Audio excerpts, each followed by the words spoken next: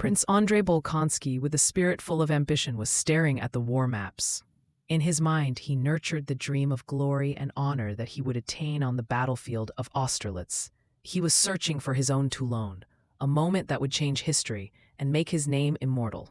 The roar of cannons and the cries of soldiers shook the plain. Andrei, mounted on his horse, swung his sword through the air and led his men toward the heart of the battle.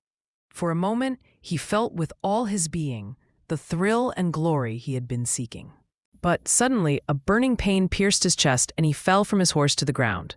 The clamor of battle faded in his ears, and the only thing he could see was the boundless blue sky of Austerlitz.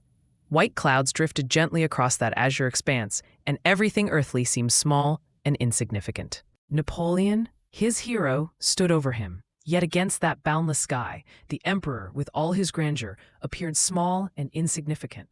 All those ambitions and heroic dreams seemed hollow and meaningless before the serene and eternal truth of the heavens. After his recovery, Andrei returned to his estate and withdrew from the tumultuous world of war and politics. He found peace in the silence of nature and in tending to the affairs of his peasants. No longer did he seek glory. Instead, he searched for a deeper meaning to life. At a winter ball, he met the young Natasha Rostova. Her vitality and spirit shone like a light into Andrei's quiet, somewhat shadowed world, awakening a heart he had believed silenced forever. A pure and profound love blossomed between them. For the first time in years, Andrei tasted the sweetness of happiness and envisioned a bright future with Natasha by his side. It seemed as though the sky of his life had turned blue once more. But this happiness did not last long. The news of Natasha's brief infatuation with Anatol Kuragin struck Andrei's heart like a dagger. Old wounds reopened, and once again he was consumed by bitter disillusionment and wounded pride. He returned once more to the army to take part in the War of 1812, but this time, not in pursuit of glory, rather with a sense of duty and an inevitable fate.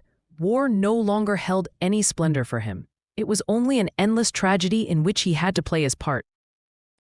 At the Battle of Borodino, he was once again mortally wounded. In his final moments, he recalled that vast, tranquil sky of Austerlitz.